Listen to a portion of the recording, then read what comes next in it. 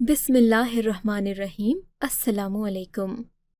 मेरी उम्र उन दिनों 20 साल भी पूरी नहीं थी जब मैं लेबर में भर्ती होकर सऊदी अरब जैसी पाक सरजमीन पर पहुंच गया था।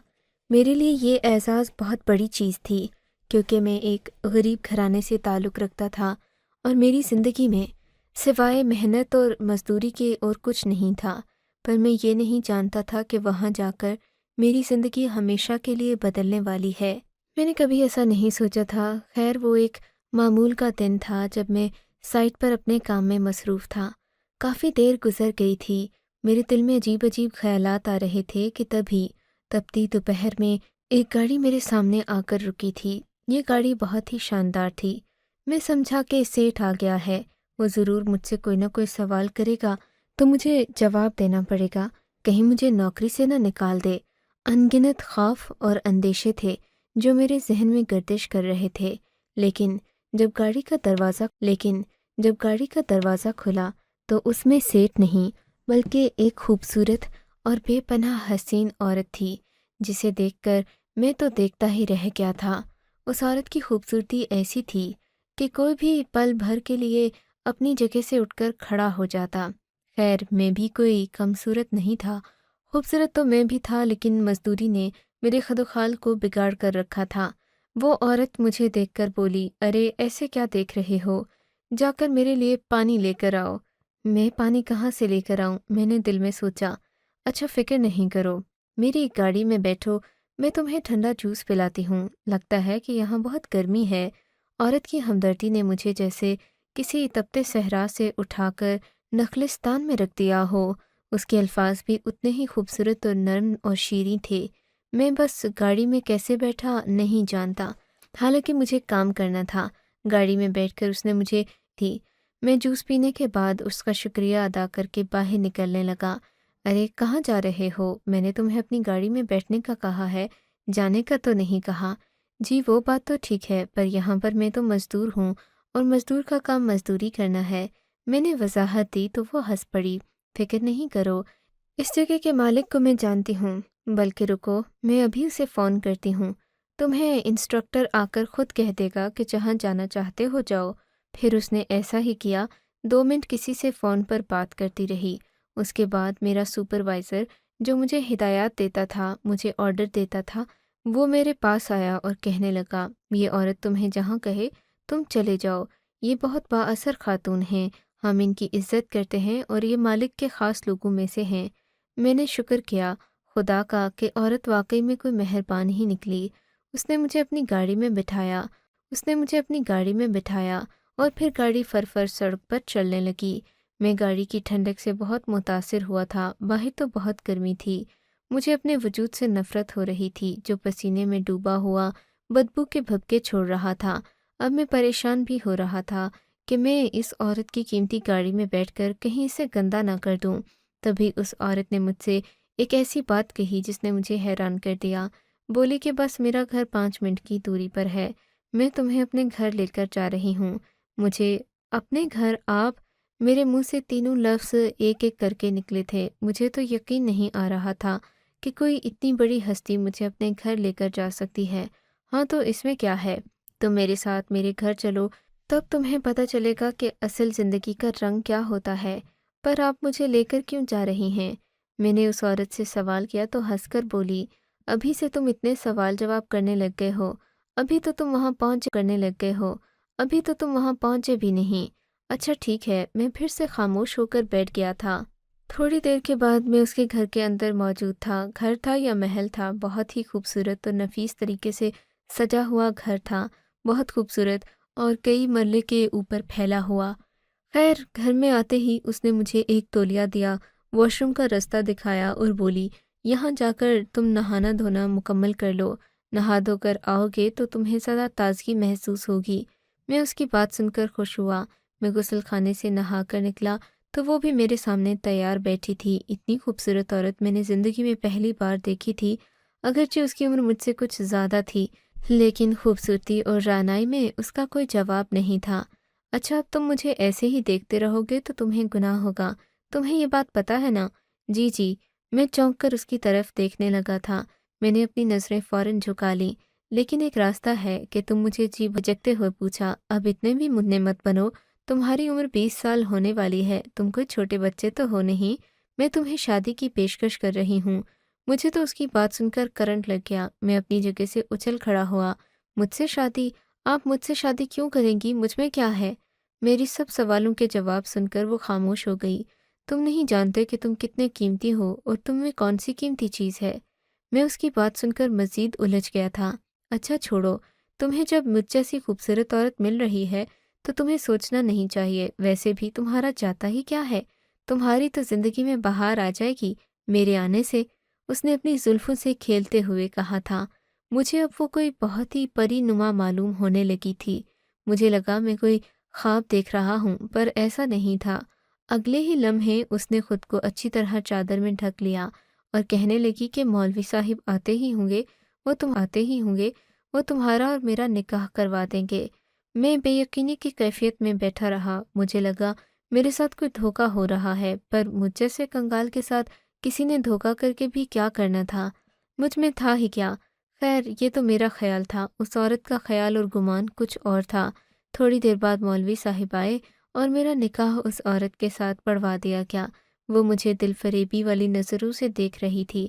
باقی گواہ بھی جو آئے تھے وہ مختصر کھانے کے بعد چلے گئے تھے، جبکہ میں نے دیکھا وہ عورت ایک دوسرے کمرے میں چلی گئی تھی۔ اس کے ساتھ ایک موٹا سا مرد بھی تھا۔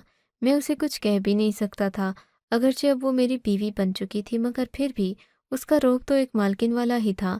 میں اس کو بس جاتا دیکھتا ہی رہا تھا۔ میں سمجھا نہیں تھا کہ وہ اس مرد کے ساتھ الگ کمرے میں کیوں گئی ہے۔ دونوں کوئی بہت ہی شدید بات کر رہے تھے۔ ان کی باتیں کرنے کی آواز اب میرے کمرے تک بھی آ رہی تھی۔ دونوں میں اچھی خاصی لڑائی ہو رہی تھی، پر وہ کسی اور زبان میں بات کر رہے تھے۔ انہیں لڑتے ہوئے تقریباً 5 منٹ ہوئے تو ان لوگوں نے کمرے کا دروازہ کھولا اور مجھے بھی اندر بلا لیا۔ پھر اس مرد نے سر سے پاؤں تک مجھے دیکھا۔ اس کے چہرے پر مسکراہٹ آ گئی اور سارا غصہ ہوا ہو گیا۔ ہاں، تم نے بالکل صحیح فیصلہ کیا ہے، وہ آدمی میری طرف دیکھ کر بولا۔ پھر اس نے میرا کندھا تھپتھپایا اور کہنے لگا، بہت اچھے، تم اس عورت کے شوہر ہو، بڑے خوش قسمت ہو میاں، اپنی زندگی کو خوب انجوائے کرو گے۔ اس نے کچھ ایسی باتیں کیں اور پھر وہ وہاں سے چلا گیا تھا۔ اس عورت جس کا نام سلونی تھا میرا ہاتھ پکڑ لیا تھا، کہنے لگی کہ آؤ ہم اپنی نئی زندگی کا آغاز کرتے ہیں۔ میری آنکھوں میں دیکھو، مجھ سے کوئی شاعری والی باتیں کرو۔ میں کیا باتیں کرتا؟ میں نے تو آج تک کسی عورت کا چہرہ، تاکہ مردان میں تو کوئی عورت بنا چادر کے باہر نہیں نکلتی، بلکہ بازاروں میں تو عورتیں نظر ہی نہیں آتیں، بس گھروں کی چھتوں پر ہی عورتیں پائی جاتی ہیں یا گھر کی چار دیواری میں۔ اس کے علاوہ کوئی عورت باہر دیکھنے کو نہیں ملتی۔ نہ ہی مرد اپنی آنکھیں ٹھنڈی کر سکتے ہیں اور نہ عورتیں خود کو کسی پیسٹری کی طرح بنا کر پیش کرتی ہیں، پر یہاں معاملہ اور تھا۔ خیر، اب تو وہ میری بیوی تھی۔ میں اس کے ساتھ دوسرے کمرے میں آ گیا، جہاں پر بہت ہی خوبصورت کمرے کی سجاوٹ کی گئی تھی۔ کمرہ اتنا حسین لگ رہا تھا جیسے کوئی جنت کا نظارہ دیکھ لیا ہو میں نے۔ وہ مجھ سے خوبصورت پیاری پیاری باتیں کرنے لگی۔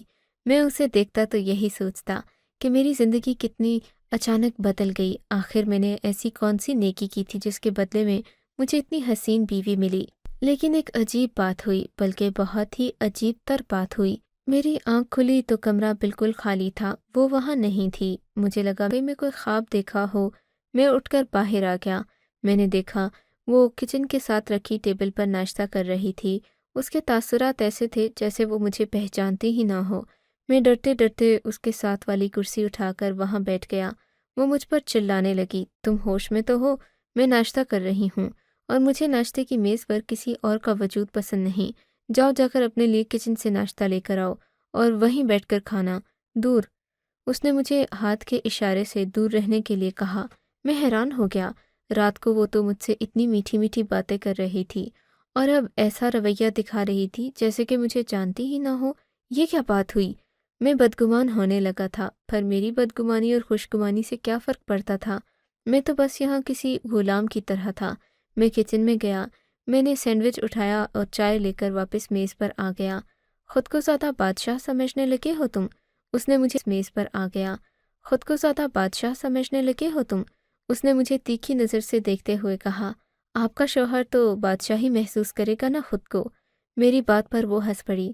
ہاں یہ تو ہے، میں تو چیز ہی ایسی ہوں، لیکن فکر نہیں کرو، تمہیں اس وفاداری کا انعام بہت اچھا ملے گا۔ میری تو عمر ڈھل گئی ہے، پر میں تمہاری شادی ایک جوان لڑکی سے کرواؤں گی، اور ایک نہیں، تمہاری 4 بیویاں ہوں گی۔ مجھے لگا کہ وہ میرا مذاق اڑا رہی ہے، مجھے بہت عجیب لگ رہا تھا۔ میں خاموش ہو گیا کہ شاید مجھ پر طنز کر رہی کہ ایک بیوی مل گئی ہے تو اب تم آسمان پر جا پہنچے ہو۔ دن کا وقت نہ جانے کیسے گزرا، میں مختلف کتابیں پڑھتا رہا، اس گھر میں گھومتا پھرتا رہا، گھر کی ایک ایک چیز کو غور سے دیکھتا رہا تھا۔ وہ عورت صبح سے رات تک غائب رہی۔ شام کے وقت جب میں باہر آیا تو میں نے دیکھا وہ لان میں ٹہل رہی تھی۔ اس نے سرخ رنگ کے کپڑے پہن رکھے تھے۔ مجھے دیکھتے ہی اس کا لہجہ بدل گیا۔ آ گئے میرے سرتاج۔ اب تو اس کا لہجہ ایسا تھا جیسے وہ مجھ پر نچھاور ہو جائے گی، اور پھر ایسا ہی ہوا۔ اس نے مجھے بہت محبت بھرے انداز میں میرے گھر والوں کے بارے میں پوچھا، میری ذات پات، نسل، ہر چیز کے بارے میں پوچھتی رہی۔ کہنے لگی کہ تم مجھے بہت دلچسپ معلوم ہوتے ہو، میرے کام بہت مصروفیت والے ہوتے ہیں، اسی لیے دن کو میں تم سے زیادہ بات نہیں کرتی، لیکن جب رات ہوتی ہے تو کتنی ساری خوبصورتی کائنات میں اتر آتی ہے، تب تم مجھے اچھے لگنے لگ جاتے ہو۔ میں اس کی بات کو سمجھ گیا تھا۔ وہ بڑی ہی شاعرانہ قسم کی عورت تھی، مجھے لے کر کمرے میں آ گئی۔ اس کے ہوتے ہوئے وقت کا تو پتہ ہی نہیں چلتا تھا، اور پھر وقت کیا، دن ہفتوں میں بدلنے لگے تھے۔ 3-4 ہفتے گزر گئے تھے۔ رفتہ رفتہ سلونی کا رویہ میرے ساتھ بدلنے لگا تھا۔ اب وہ مجھ سے کھنچی کھنچی سی رہنے لگی۔ میں اس سے بات بھی کر ہو جاتی جیسے اسے مجھ سے کوئی شکوہ ہو، یا پھر اب وہ مجھ سے دل بھر گیا ہو اس کا۔ میں یہ چیزیں سوچتا، دل میں خیال آیا کہ مرد کا دل بھرتا ہے، عورت کا دل تو کبھی نہیں بھرتا اپنے شوہر سے۔ وہ تو ہمیشہ اس سے محبت کرنا چاہتی ہے کہ وہ اس کا بن کر رہے، لیکن شاید ایسا مجبور عورتوں کے ساتھ ہوتا ہے۔ میں نے سوچا، یہاں پر مجبور میں تھا تو میرا بھی دل نہیں بھرا تھا، دل اس کا بھر گیا تھا۔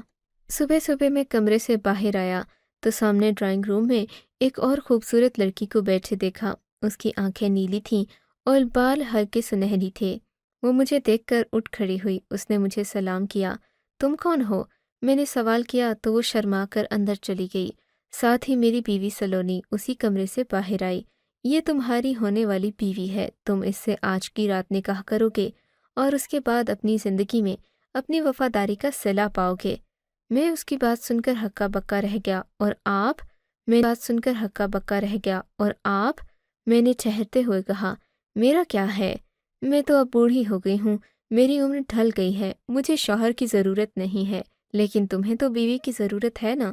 میرے لیے تو یہی بہت ہے کہ تم میرے شوہر ہو۔ تم اتنے قیمتی ہو کہ تمہیں پتہ ہی نہیں تم چیز کیا ہو۔ اس نے ایک ہاتھ ہوا میں لہراتے ہوئے کہا تھا۔ میں سمجھ گیا تھا کہ وہ بس مجھے ایسے ہی خوش کرنے کی کوشش کر رہی تھی، پر میں تو اس کو شوہر بن کر کوئی چیز منع بھی نہیں کر سکتا تھا۔ اس محل میں میری حیثیت کسی غلام کے جیسی تھی۔ میں نے کہا، ٹھیک ہے، جیسا آپ کا حکم، میں تو آپ کا غلام ہوں، آپ کے حکم کا منتظر ہوں۔ اس نے پھر ایسا ہی کیا۔ میں تو سمجھا تھا کہ یہ کوئی ایسی ہی باتیں کر رہی ہے، پر تھوڑی دیر کے بعد کچھ اور لڑکیاں آئیں اور وہ اس لڑکی کو تیار کرنے لگیں، یہاں تک کہ وہ ایک دلہن کی طرح سج سنور گئی تھی۔ اس کے بعد ایک مولوی صاحب آئے۔ مولوی صاحب نے حسب معمول ویسے چڑھا دیا۔ اس لڑکی کا نام بطول تھا۔ اس نے مجھ سے نکاح کیا تو اس کی آنکھوں میں بھی ستارے چلنے لگے۔ وہ میری طرف دیکھ کر مسکرانے لگی۔ اس نے بھی مجھ سے ایک ہی بات کی، تم بہت قیمتی ہو سربلند خان، تمہیں پتہ نہیں کہ تم چیز کیا ہو اور سب لوگ تم سے کیوں فائدہ اٹھاتے ہیں۔ میں اس کی بات سن کر سوچ میں پڑ گیا تھا، مجھ میں کیا قیمتی ہے؟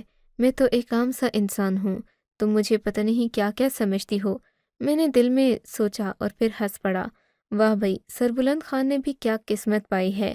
اس صحرا جیسے ملک میں، جہاں پر میرے جیسے باقی لڑکے اپنا پسینہ بہا کر مزدوری کرتے ہیں، پیسہ کماتے ہیں، وہاں پر میرے لیے زندگی اتنی مہربان ہو گئی کہ ایک نہیں 2 خوبصورت عورتوں کی سنگت مل گئی۔ میں دل میں سوچ کر اللہ کا شکر ادا کرنے لگا، پر میں کیا جانتا تھا، یہ تو ایک مصیبت کا جال ہے جو میرے ارد گرد بنا جا رہا ہے، اور ایک دن یہ جال مجھے ایسا جکڑے گا کہ میری روح کی چیخیں دور دور تک سنائی دیں گی۔ خیر، اس وقت تو میں ان خوابوں میں گم تھا۔ اس نے میرے سامنے، میری آنکھوں کے سامنے چٹکی بجائی اور بولی، اب سے میں تمہاری بیوی ہوں، تم جو کہو گے میں وہی کروں گی، میرے سرتاج ہو تم، دیکھ لینا تمہیں بہت خوش رکھوں گی۔ اس کی باتیں بہت دل فریبی والی تھیں، لیکن مجھے ایک بات کی حیرت ہو رہی تھی کہ اس ملک میں رہتے ہوئے بھی ان عورتوں کو کتنے اچھے سے ہماری زبان آتی تھی، ایسی زبان جیسے ہمارے ملک کی عورتیں بولتی ہیں، اور اس سے بھی زیادہ خوبصورت ان کے چہرے تھے، اور ایسی باتیں جو کوئی بھی سنے تو بس سنتا ہی رہ جائے۔ میں نے اس کے ساتھ بھی اتنا ہی حسین وقت گزارا تھا، بلکہ اس سے کہیں زیادہ حسین جتنا کہ سلونی کے ساتھ گزرا تھا۔ وہ نہ صرف نٹکھٹ اور شرارتی تھی، بلکہ بہت ساری باتیں کرنا بھی جانتی تھی۔ لیکن پھر کچھ عجیب ہوا تھا۔ رات کے شاید 2 بجے کا وقت تھا جب سلونی میرے کمرے کے دروازے پر آ گئی۔ اس نے دروازے پر دستک دی اور اس لڑکی یعنی کہ بتول سے کہنے لگی کہ باہر آ جاؤ۔ اب تو یہی ہوتا تھا، جب بتول میرے پاس آتی، تھوڑی دیر میرے ساتھ رہتی اور پھر سلونی اس کو لینے کے لیے آ جاتی تھی۔ مجھے یہ بات عجیب لگتی تھی، یہ سب تو مرد عورتوں کے ساتھ کرتے ہیں کہ اپنی ضرورت پوری ہو جائے تو پھر اس کی طرف سے لاتعلق ہو جاتے ہیں، یہاں پر تو میری بیویاں میرے ساتھ یہ کام کر رہی ہیں۔ میں دل میں سوچنے لگا، جتنا سوچتا اتنا ہی الجھتا جاتا تھا۔ کیا انہیں اپنا شوہر بنانے کو کوئی اور مرد نہیں ملا؟ میں دل میں سوچتا اور پھر مزید پریشان ہو جاتا، کہیں یہ لوگ واقعی میرے ساتھ کوئی کھلواڑ تو نہیں کر رہے۔ خیر، اگلی رات آئی تو ایک اور عجیب بات ہو گئی۔ ان عورتوں کا معمول تھا کہ یہ دن کے وقت میرے پاس نہیں آتی تھیں، لیکن آج دن کے تقریباً 3 بجے میرے کمرے میں بتول آ گئی۔ بتول بہت بے چین اور پریشان لگ رہی تھی، اس کی آنکھوں میں ہلکے ہلکے آنسو تھے۔ وہ میرے قریب آ کر بیٹھ گئی۔ میں نے اس کی آنکھوں سے آنسو پونچھے۔ کیا ہوا؟ تم رو کیوں رہی ہو بتول؟ میری بات سن کر وہ مزید پھوٹ پھوٹ کر رونے لگی۔ بس کیا بتاؤں میں تمہیں، میری زندگی میں بہت دکھ ہیں، اور ایک دکھ تو یہ بھی ہے کہ میں تمہارے ساتھ عمر بھر نہیں رہ سکتی۔ کیا مطلب؟ کیوں نہیں رہ سکتی تم عمر بھر؟ کیونکہ تم ایک قیمتی چیز ہو، اس نے روتے ہوئے کہا تھا۔ پر مجھے تم سے محبت ہو گئی ہے۔ قیمتی چیز؟ محبت؟ تم سب مجھے قیمتی چیز کیوں کہتی ہو؟ میں نے بڑے پریشان سے لہجے میں پوچھا تھا کہ تبھی دروازے سے آندھی طوفان کی طرح دندناتی ہوئی میری پہلی بیوی سلونی داخل ہوئی۔ اس نے بتول کو بالوں سے پکڑا اور کھینچتے ہوئے باہر لے کر جانے لگی۔ تمہاری ہمت کیسے ہوئی؟ میں نے تمہیں منع کیا تھا کہ اس سے کوئی بات چیت نہیں کرنی، لیکن تمہیں تو بات سمجھ ہی نہیں آتی، تم پھر سے انہی باتوں میں لگ گئی ہو۔ مجھے سمجھ نہیں آتی ذمہ داری کیوں بھول جاتی ہے۔ چلو یہاں سے، ہمیں ابھی کہیں بہت ضروری کام سے جانا ہے۔ میں ہکا بکا یہ سب چیزیں دیکھتا ہی رہ گیا تھا۔ یہ بیوی والی جلن ہرگز نہیں تھی، نہ ہی کوئی سوتن والا معاملہ تھا۔ ایسا لگ رہا تھا کہ 2 کاروباری عورتیں ایک دوسرے سے الجھ پڑی ہیں۔ میں پریشان ہو گیا۔ میں نے کوئی بات نہیں کی تھی، لیکن اب مجھے یہ سب بہت برا لگنے لگا تھا، تکلیف دینے لگا تھا۔ بتول کو میں پسند کرتا تھا، بتول بھی مجھے چاہتی تھی، لیکن آج رات بتول میرے کمرے میں نہیں آئی، بلکہ میرے پاس سلونی آئی اور کہنے لگی، دیکھو لڑکے، تم بتول سے باتیں کرو یا جس مرضی سے، مجھے کسی بات سے کوئی غرض نہیں ہے، لیکن ہمارا کام پورا ہونا چاہیے۔ تم ایک قیمتی چیز ہو، تمہارا جو کردار اس محل میں ہے وہ تم بخوبی ادا کرتے رہو۔ قیمتی چیز؟ کیا قیمتی ہے مجھ میں؟ اور آپ نے مجھ سے شادی کی تھی تو اسے نبھایا بھی نہیں۔ میں نے شکوہ کیا تو میں تم مردوں کو اچھی طرح جانتی ہوں۔ آج ایک اور لڑکی سے تمہارا نکاح ہوگا، تم اسے خوش رکھنا، وہ تمہاری بیوی بن کر رہے گی۔ تم دنیا کے خوش قسمت ترین مرد ہو جسے 3 بیویاں ایک ساتھ مل رہی ہیں۔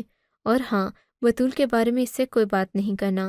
یہ کہہ کر وہ باہر نکل گئی۔ میں تو ہکا بکا بس دیکھتا ہی رہ گیا۔ میں مرد ہوں، شوہر ہوں یا کوئی کھلونا ہوں؟ میں دل میں سوچنے لگا تھا۔ شاید میں اپنی اوقات سے بڑھ گیا تھا، لیکن میں کیا کرتا؟ میرے لیے یہ بھی تو مناسب نہیں تھا کہ میں ہر بار ایک نئی عورت کے ساتھ محبت کے دعوے وعد و پیمان کرتا۔ میں اب بہت تنگ آ چکا تھا، لیکن میری پہلی بیوی نے مجھ پر کوئی رحم نہیں کیا۔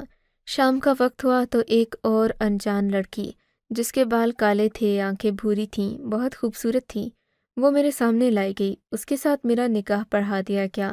اب میرا دل عجیب سا ہو رہا تھا۔ جو لوگ میری کہانی سن رہے ہیں ان کو تو یہی لگے گا کہ میں عیاشی کر رہا تھا، پر یہ سب ایک دو بار ہی اچھا لگتا ہے۔ اس کے بعد آپ صرف ایک شخص کے ساتھ اپنی زندگی گزارنا چاہتے ہیں، اور مجھے بھی بتول بہت پسند آ گئی تھی۔ پھر میں اس کی آنکھوں میں آنسو دیکھ چکا تھا، اور مرد جہاں پر آنسو دیکھ لے وہاں وہ فوراً پگھل جاتا ہے۔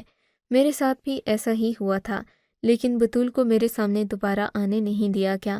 اب ایک اور لڑکی کو میرے سامنے رکھا گیا جس کا نام عقیرہ تھا۔ عقیرہ بہت خوبصورت گہری آنکھوں والی تھی، پر مجھے اس میں کوئی کشش محسوس نہیں ہوئی۔ وہ بھی مجھ سے رٹے رٹائے وہی جملے بولنے لگی جو کہ بطول اور سلونی مجھ سے پہلے باتیں کر چکی تھیں۔ اب مجھے اپنا آپ کسی طوائف کی طرح معلوم ہونے لگا تھا۔ میں نے اس کی بات کا کوئی جواب نہیں دیا۔ پھر یہاں تک کہ صبح ہو گئی، وہ لڑکی غصے میں اٹھ کر میرے کمرے سے چلی گئی۔ تھوڑی ہی دیر کے بعد سلونی میرے کمرے میں داخل ہوئی اور بولی، تم یہ نازنینوں کی طرح ادائیں کیوں دکھا رہے ہو؟ میں نے تمہارے کمرے میں بیوی بھیجی تھی تو تم شوہر بن کر دکھاتے۔ تم تو عجیب ہی انسان ہو، لگتا ہے کہ تمہیں اپنی اوقات سمجھ نہیں آتی۔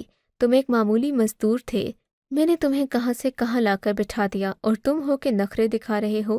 اگر میں اتنا ہی معمولی مزدور تھا تو پھر مجھ میں کون سی قیمتی چیز تھی جسے چرانے کے لیے آپ نے مجھ سے شادی کی؟